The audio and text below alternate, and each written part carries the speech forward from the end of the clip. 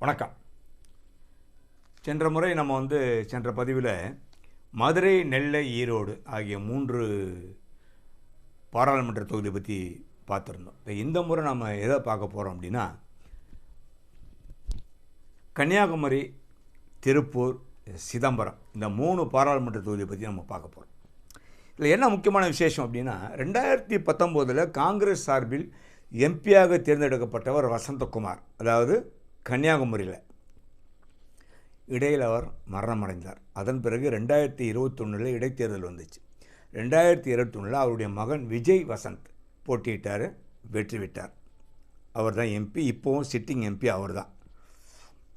அதன் பிறகு இப்போ கன்னியாகுமரியில் என்ன ஆகுது அப்படின்னா, மொத்தம் எத்தனை தொகுதி, சட்டமன்ற தொகுதி பார்த்தோம்னா, கன்னியாகுமரி, நாகர்கோவில், பத்மநாபபுரம், விளவங்கோடு, கிள்ளியூர், குளச்சல் ஆகிய 6 தொகுதி.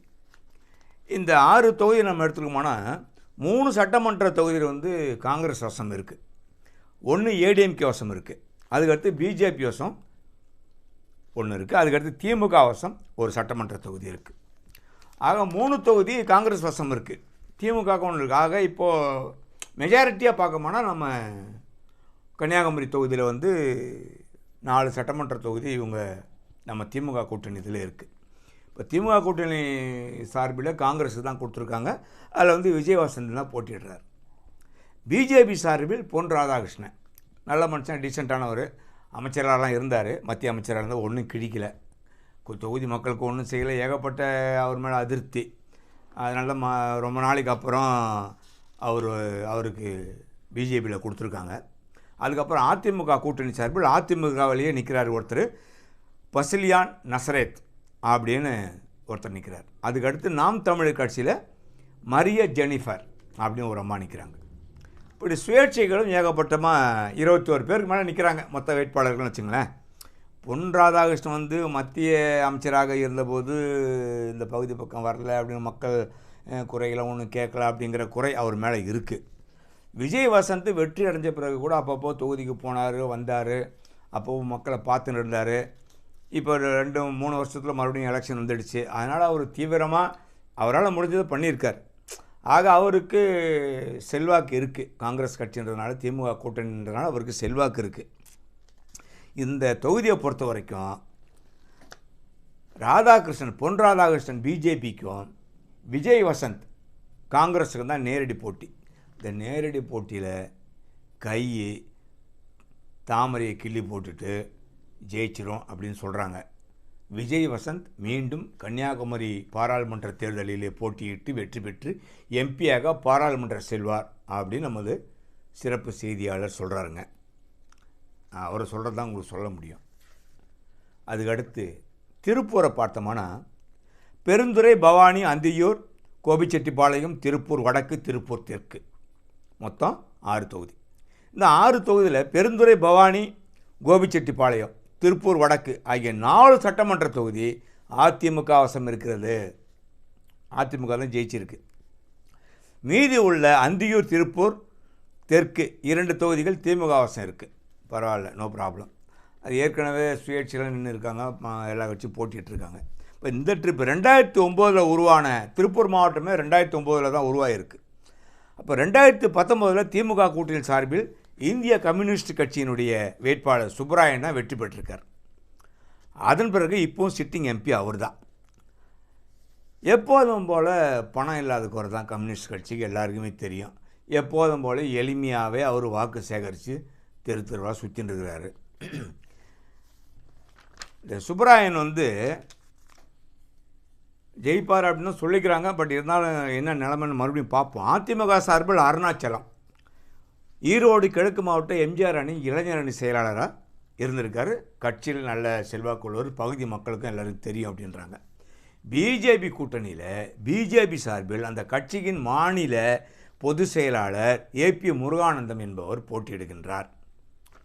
அதன் பிறகு நாம் தமிழர் கட்சியின் சார்பில் பேராசிரியர் சீதாலட்சுமி களத்தில் உள்ளார். நாம் தமிழர் கட்சியில் பெண்களுக்கு ரொம்ப முன்னுரிமை கொடுத்து சீமான் நிற்க வச்சிருக்காரு. அது பாராட்டுக்குரிய விஷயந்தான். இப்போ இதில் என்ன அப்படின்னா, மீண்டும் இவர்கள் அனைவரையும் பின்னுக்கு தள்ளிவிட்டு சுப்ராயன், அதாவது ஏற்கனவே சிட்டிங் எம்பியாக இருக்கிற மார்க்சிஸ்ட் கம்யூனிஸ்ட் கட்சியினுடைய வேட்பாளர் சுப்ராயன் மீண்டும் அங்கே தேர்வு செய்யப்படுகிறார். அடுத்து அவர் எம்பியாக மீண்டும் செல்ல இருக்கிறார் என்று நமது செய்தி குறிப்பில் சொல்லப்படுகிறது. அதன் பிறகு பார்த்திங்கன்னா சிதம்பரம், எதிர்பார்த்து கொண்டிருக்கின்ற தொகுதி சிதம்பரம், புவனகிரி, காட்டுமன்னார் கோயில், குன்னம், அரியலூர், ஜெயங்கொண்டம் ஆகிய 6 தொகுதி சிதம்பரம் பாராளுமன்ற தொகுதிக்கு உட்பட்டது. இந்த 6 தொகுதியிலையும் சிதம்பரம், புவனகிரி ஆகிய 2 சட்டமன்ற தொகுதிகள் ஏடிஎம்கே வசம் இருக்குது. மற்ற 4 தொகுதிகளும் திமுக கூட்டணிகிட்ட இருக்குது. இப்போ சிதம்பரம் நாடாளுமன்ற தொகுதியில் திமுக கூட்டணியின் சார்பில் விடுதலை சிறுத்தைகள் கட்சி போட்டியிடுது. அதனுடைய தலைவர் தொல் திருமாவளவன் அங்கே போட்டியிடுகின்றார். அதுக்கப்புறம் அதிமுக சார்பில் சந்திரஹாசன் அப்படின்னு போட்டியிடுறார். பிஜேபி சார்பில் அதனுடைய மாநில மகளிரணி தலைவி கார்த்தியாயினி அப்படின்னு ஒருத்தர் நிற்கிறாங்க. இந்த அம்மா வேலூர்காரங்கன்றாங்க. வேலூரில் இருக்கணும் மேயராக கூட இருந்திருக்காங்களாம் இவங்க.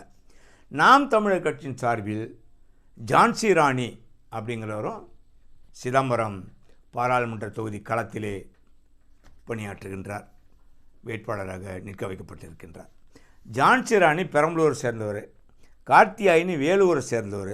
கடந்த 2011 ஆண்டு காங்கிரஸ் அதிமுக சார்பில் சந்திரகாசன் வெற்றி பெற்றிருக்கார். தற்போது அதிமுக சார்பில் அவரே நிற்கிறார். இப்போ தனியாக நிற்குது. அப்போ கூட்டணி, இப்போ தனி அப்படின்னும்போது எவ்வளோ வித்தியாசம் இருக்குன்னு நீங்களே பார்த்துக்குங்க. கடுமையான போட்டி இருக்குது. ஆனால் சிதம்பரத்தை பொறுத்தவரை கடுமையான போட்டி இருக்குது. கடுமையான போட்டி இருந்தாலும் பிஜேபி வசம் பாமக இருக்குது. அங்கே வன்னியர்கள் ஓட்டும் அதிகம்,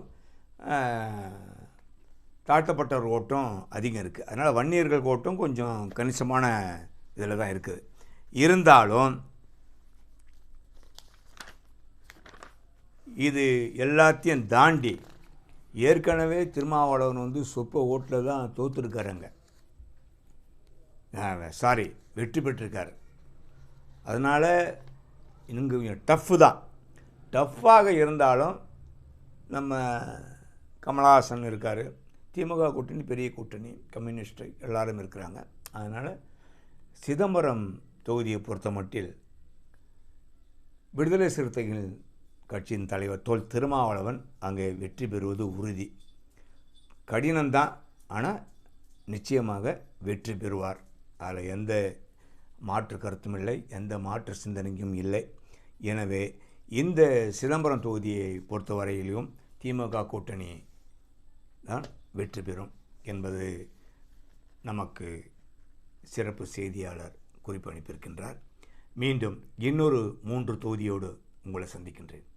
நன்றி, வணக்கம்.